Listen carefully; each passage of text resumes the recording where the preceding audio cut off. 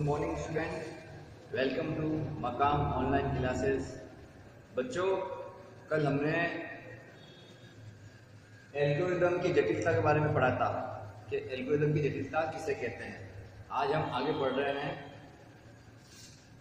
Algorithm जटिलता के प्रकार। एल्गोरिदम की जटिलता को समझने के लिए हमें दो प्रकारों को समझना पड़ता है। पहला प्रकार है स्पेस जटिलता और दूसरा प्रकार है समय जटिलता। ठीक है, अब देखिए हम दोनों प्रकार को समझते हैं। स्पेस जटिलता का मतलब होता है मेमोरी से संबंधित चीजें। स्पेस का कहाँ उपयोग होता है? कंप्यूटर के प्रोग्रामिंग बनाने समय मेमोरी के रूप में। ठीक है, जब भी आपको सामने आए स्पेस जटिलता तो आपको दिमाग में आना चाहिए स्पेस का मतलब है क्या है? मेमोरी है। ठीक है, देखिए बिल्कुल सिंपल स्लाइड है। स्पेस जटिलता एल्गोरिथम से कहते हैं। एल्गोरिथम के निष्पादन की गणना करने के लिए आवश्यक मेमोरी को स्पेस जटिलता कहते हैं। देखिए, जब भी हम किसी भी एल्गोरिथम की गणना करेंगे, गणना मतलब उसको चेक करेंगे कि उसके द्वारा जो हमने प्रोग्राम के अंदर जो समस्या आई थी उस समस्या को हल करने के लिए हमने एल्गोरिथम का उपयोग किया था। ठीक है, अब एल्गोरिथम के अंदर कुछ समस्या आ जाती है। तो कौन समस्या होती है? स्पेस जटिलता। अब स्पेस जटिलता कहते किसे है? जब भी एल्गोरिथम निष्पादित होती है तो उसे कुछ मेमोरी की आवश्यकता पड़ती है। अब जैसे उसे कुछ मेमोरी की आवश्यकता पड़ी मगर उसे वो मेमोरी उस वक्त नहीं मिल पाई, जिसके कारण क्या हो गया, वो एल्गोरिथम उस वक्त डूब गई या बंद हो गई, तो उसे हम बोलते हैं स्पेस जटिलता एल्गोरिथम। ठीक है, यही याद रखना कि आवश्यक मेमोरी को स्पेस जटिलता कहते हैं। उसे आवश्यक मेमोरी नहीं मिल पाती प्रोग्राम निष्पादित होते समय, इसलिए हम बोलते हैं स्पेस जटिलता एल्गोरिथम। ठीक है, दूसरी है समय जटिलता एल्गोरिथम। अब देखिए, समय का मतलब पता है कि जब हम किसी भी प्रोग्राम को निष्पादित कराते हैं तो जो हम उस प्रोग्राम को निष्पादित कराते हैं तो वो प्रोग्राम एक निश्चित समय के अंदर ही निष्पादित होना चाहिए। जैसे हम एग्जाम्पल देता हूँ आपको। जैसे हम कंप्यूटर ऑन करते हैं, ठीक है, हम जैसे ही मेन पावर ऑन करते हैं तो आप समझिए कि कुछ 8 या 7 सेकंड बाद में कंप्यूटर की डिस्प्ले हमें दिखने लग जाती है। ठीक है, अगर हम यही कंप्यूटर को ऑन करते हैं और कंप्यूटर की डिस्प्ले हमें दिखे ही नहीं, या दिखे तो 10 मिनट बाद में, 20 मिनट बाद में, 30 मिनट बाद में दिखे, तो हम क्या सोचेंगे? कंप्यूटर खराब है। तो इसी प्रकार से कंप्यूटर के अंदर जो भी प्रोग्राम बनाए जाते हैं और उन प्रोग्रामों को हल करने के लिए एल्गोरिथम बनाई जाती है, उनके लिए पहली महत्वपूर्ण चीज यही होती है कि वो प्रोग्राम दिए हुए समय पे ही निष्पादित हो। जैसे हमने कंट्रोल F9 दबाया प्रोग्राम को निष्पादित करने के लिए, तो 1 सेकेंड के अंदर हमारे सामने आउटपुट को शो करता है, या 1 सेकेंड के अंदर हमारे सामने वो किसी भी प्रकार की जो एरर आती है वो शो करता है। क्यों? क्योंकि उसको समय दिया हुआ है कि वो समय के अनुसार ही कार्य करेगा। मगर समय जटिलता का मतलब क्या होता है? जब हम किसी भी एल्गोरिथम का उपयोग करते हैं तो वो एल्गोरिथम दिए हुए समय के अंदर अपना कार्य संपूर्ण नहीं कर सकती है। उस समस्याओं को हम कहते हैं समय जटिलता एल्गोरिथम। अब देखिए, मुझे कोई लाइन समझा रहा हूं, मैं आपको बोली थी, किसी प्रोग्राम को पूर्ण निष्पादित करने के लिए आवश्यक समय की आवश्यकता होती है। किसकी आवश्यकता में? आवश्यक समय की, मतलब निश्चित समय की आवश्यकता होती है। दिए गए समय के अंतर्गत कंप्यूटर को कार्य पूर्ण करना होता है। जो हम समय देते हैं, जो एल्गोरिथम ने समय दिया है, यानी कि प्रोग्राम का जो समय है, तो उसी के अंदर क्या होना चाहिए? पूर्ण होना चाहिए समय के अंदर। मगर कोई समस्या आ जाने पर कार्य निश्चित समय पर नहीं होता है।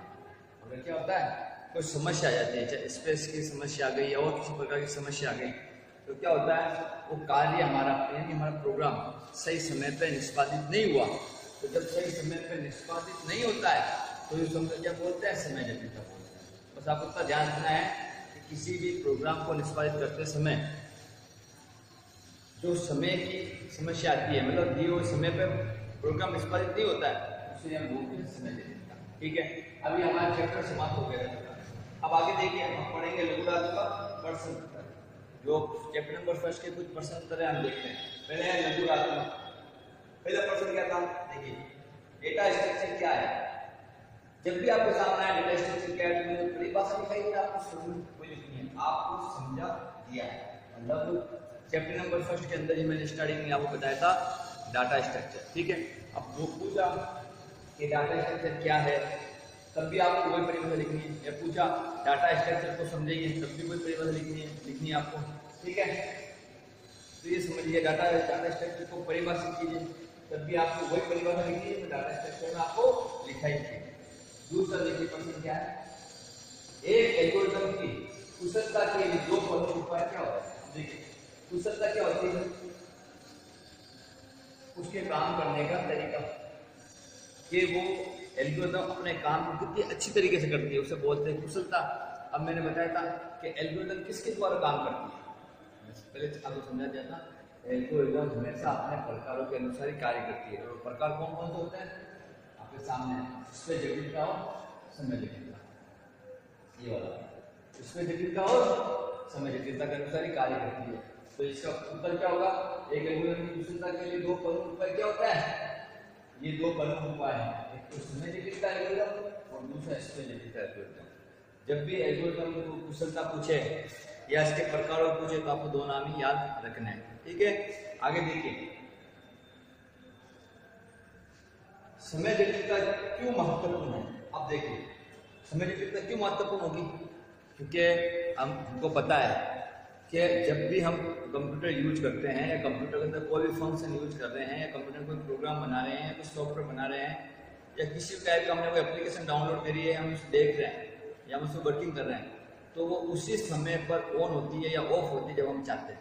ऐसा नहीं है कि हमने अभी ऑफ करा तो 10 मिनट बाद में ऑफ होगा, ऐसा नहीं होगा, या हमने अभी ऑन करा तो ऐसा नहीं वो 10 मिनट बाद में ऑन होगा, ऐसा भी नहीं होगा, ठीक है।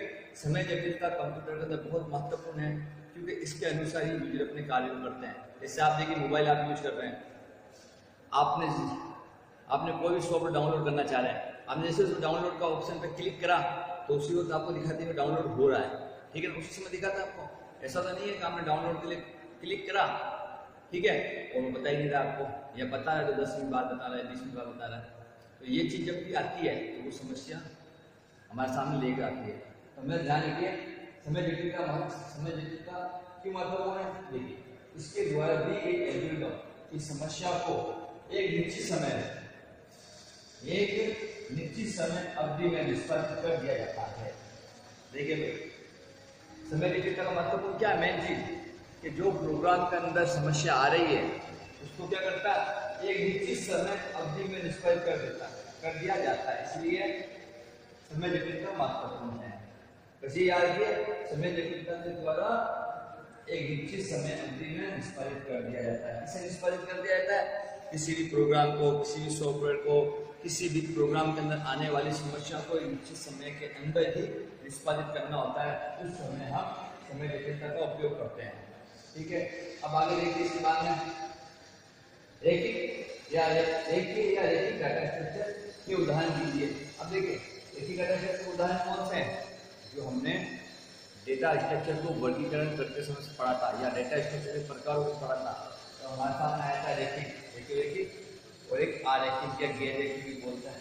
तो पहले से प्रकार कौन सा, स्टैक, दूसरा क्यूब और तीसरा रैखिक, ठीक है बच्चों।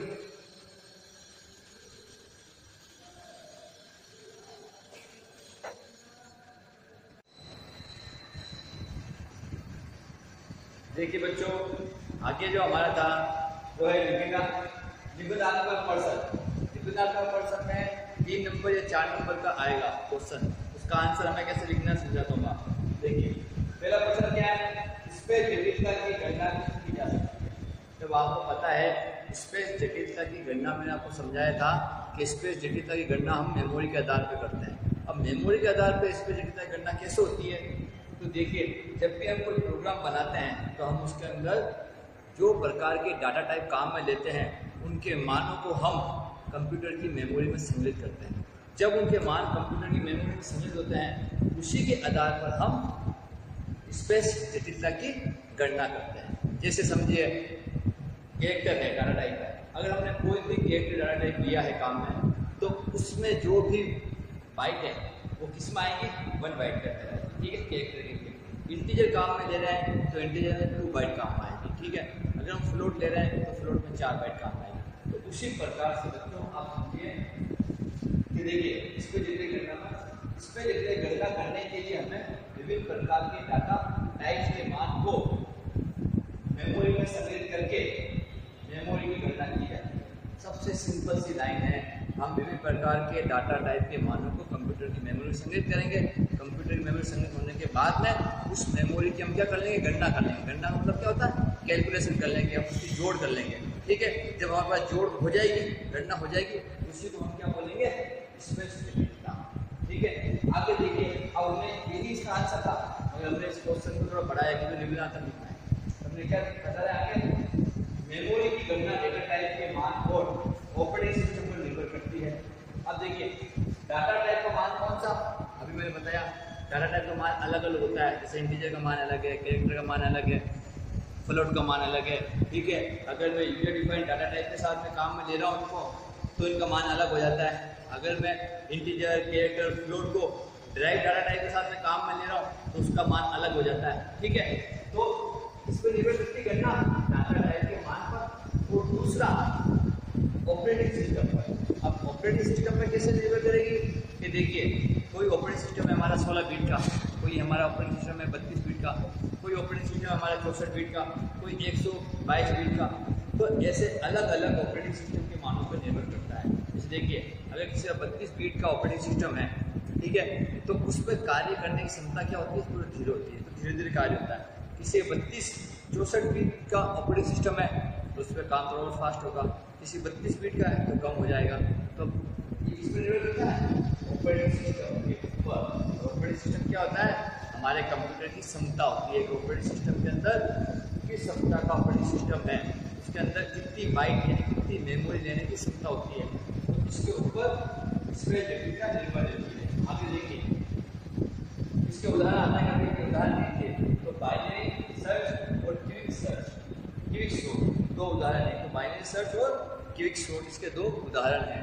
अब दूसरा प्रश्न देखिए, डाटा स्ट्रक्चर का क्या उपयोग है। डाटा स्ट्रक्चर का तो बहुत ज़्यादा उपयोग करेंगे, डाटा स्ट्रक्चर का जितना उपयोग लिखो उतना ही कम है, मगर जो हमने जो पढ़ा है उसके अनुसार ही हम कुछ समझ रहे हैं। रिगार्डिंग ही हम इसका उपयोग बताएंगे, ताकि डाटा स्ट्रक्चर का बहुत ज़्यादा अलग अलग हर जगह अलग अलग उपयोग होते हैं। तो देखिए हम क्या पढ़ते हैं, इसके द्वारा कंप्यूटर सिस्टम में डाटा को सुव्यवस्थित करके रखा जाता है। सबसे पहली चीज़ ये है कि डाटा स्ट्रक्चर के द्वारा हम कंप्यूटर की मेमोरी में डाटा को सुव्यवस्थित करके रखते हैं, माने किसी क्रम में या किसी भी स्थान पर हम निश्चित ही करके रखते हैं, उसे बोलते हैं सुव्यवस्थित करके रखना, जिससे कि हमें डेटा का आसानी से इस्तेमाल कर सकें। इससे हम क्या कर सकते हैं, डाटा का इस्तेमाल आसानी से कर सकते हैं। आसानी से डाटा का इस्तेमाल करने का मतलब होता है कि हमने कोई भी हमारी फाइल सुरक्षित करेगी जिस नाम से, हम उसी नाम से हमारे फाइल को सर्च करते हैं, खोजते हैं, तो कंप्यूटर उसी समय हमें डाटा स्ट्रक्चर में से हमारी फाइल को हमारे सामने ला के रख देगा। उसे बोलते हैं सुव्यवस्थित तरीके रखना और सही तरीके से इस्तेमाल करना। आगे देखिए, डेटा स्ट्रक्चर लगभग सभी प्रोग्रामिंग और ऑपरेटिंग सिस्टम में उपयोग किया जाता है। अब देखिए डाटा स्ट्रक्चर ये क्या है, सभी प्रोग्रामिंग के अंदर और ऑपरेटिंग सिस्टम में उपयोग किया जाता है। प्रोग्रामिंग मतलब चाहे में से सी में भी काम में ले ले डाटा स्ट्रक्चर का, C++ में भी काम में ले ले, .NET में भी ले ले, जावा में भी ले ले, ठीक है, इसका उपयोग हम ले सकते हैं। और ऑपरेटिंग सिस्टम में भी ले सकते हैं। विभिन्न प्रकार के ऑपरेटिंग सिस्टम कौन से हैं, विंडो ले लिया हमने, विंडो का जो ऑपरेटिंग सिस्टम हमने से काम ले लिया डाटा स्ट्रक्चर को, ठीक है, लाइनेक्स ले लिया, मैक सॉफ्टवेयर ले लिया, डोस ले लिया, और कई प्रकार के सॉफ्टवेयर हैं इसके अंदर हम डाटा स्ट्रक्चर का उपयोग कर सकते हैं। आगे देखिए, कुछ प्रोग्रामिंग भाषाएं की एल्गोरिथम के स्थान पर डाटा स्ट्रक्चर को ही पालन करता है। अब देखिए जो डाटा स्ट्रक्चर होता है ना, उसको कुछ ऐसी प्रोग्रामिंग लैंग्वेज भी है जो सपोर्ट नहीं कर सकती, जैसे बेसिक, कोबोल, फोटोन, ये भाषाएं डाटा स्ट्रक्चर का उपयोग कर ही नहीं सकती थी। ये भी भाषाएं थी मगर उपयोग नहीं होता था। तो अब क्या हुआ, एल्गोरिथम की जगह अब नई प्रोग्रामिंग भाषाओं ने क्या करा, डाटा स्ट्रक्चर का उपयोग भी लेने लगी। क्यों, क्योंकि नई प्रोग्रामिंग भाषा जैसे C++, जावा, .NET ये क्या करती है, एल्गोरिथम का उपयोग डाटा स्ट्रक्चर के साथ अंदर ही इंक्लूड कर लेती है। तो प्रोग्रामर के लिए डाटा स्ट्रक्चर का कार्य करना और आसान हो जाता है। और पुरानी भाषाएं जो C, जो कोबोल थी, बेसिक थी, फोटोन थी, उसके अंदर डाटा स्ट्रक्चर उपयोग नहीं किया जाता था। ठीक है, आगे देखिए, वास्तव में डेटा स्ट्रक्चर किसी भी समस्या को हल करने के लिए एब्स्ट्रैक्ट तरीके होते हैं। एब्स्ट्रैक्ट तरीके का मतलब होता है कि डाटा स्ट्रक्चर किसी भी समस्या को हल करने के लिए विभिन्न प्रकार के तरीके काम में लेते हैं, विभिन्न प्रकार के स्टेप काम में लेते हैं, जिससे कि वो समस्या हल हो जाए। डाटा स्ट्रक्चर ऐसा डाटा स्ट्रक्चर समस्या हल करने के क्या काम में लेता है? एब्स्ट्रैक्ट तरीके। एब्स्ट्रैक्ट मतलब विभिन्न प्रकार के तरीके जो प्रोग्रामिंग भाषा पर निर्भर नहीं होते मगर प्रोग्रामिंग भाषा में उपयोग किए जाते हैं। ये स्टेप डाटा स्ट्रक्चर के अंदर जो स्टेप है वो प्रोग्रामिंग भाषा पर निर्भर नहीं है मगर प्रोग्रामिंग भाषा में उपयोग किए जाते हैं। ठीक है, जैसे देखिए, प्रोग्रामिंग भाषा पर निर्भर नहीं होना, इसका मतलब क्या है कि जैसे मैंने एक एप्लीकेशन सॉफ्टवेयर डाउनलोड कर लिया, ठीक है, डाटा स्ट्रक्चर में सुरक्षित कर लिया। जैसे मैंने MS ऑफिस मेरा सॉफ्टवेयर था तो मैंने स्टोर कर दिया। ठीक है, अब मैंने वो स्टोर तो कर दिया है मगर अब उसमें कोई समस्या आ रही है तो मैं उसके लिए क्या काम में लूँगा? प्रोग्रामिंग भाषा का उपयोग करूँगा। मैं देखूँगा कि मेरा जो MS ऑफिस है ये मेरे ऑपरेटिंग सिस्टम पर चल क्यों नहीं रहा है, या इसको चलाने के लिए मैं कुछ सॉफ्टवेयर काम में लूँ या प्रोग्रामिंग भाषा काम में लूँ। तो हम उसकी समस्या को हल करने के लिए प्रोग्रामिंग भाषा का उपयोग करेंगे, ना कि डाटा स्ट्रक्चर। ठीक है, प्रोग्रामिंग भाषा पर